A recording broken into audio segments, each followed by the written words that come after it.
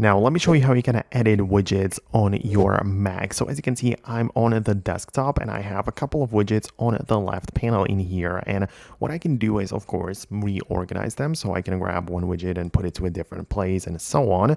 But I can also make some other edits to it.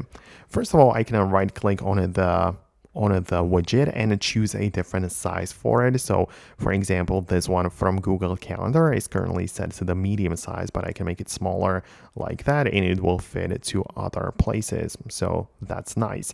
But it also depends on the type of the widget. For example, this world clock widget, which shows me the time in Cupertino, can be right click on it and you can click on edit the city digital widget, which is the name of it, right? And when I click on it like this, you can see that we get this window showing us the edit screen. So if this widget is currently displaying time of Cupertino, California, I can choose it to be something else, right? For example, switch it to the Dallas, USA, click on it done, and it is now in different time zone. So as you can see, the widget has been edited in this sense.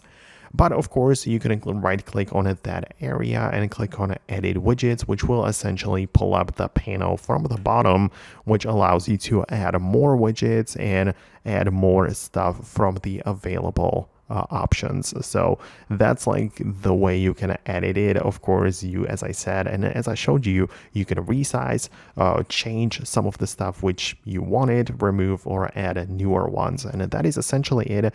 That's all you can do with your widgets on the Mac. Let me know if it worked for you. Subscribe for more, and I'll see you later in the future uploads.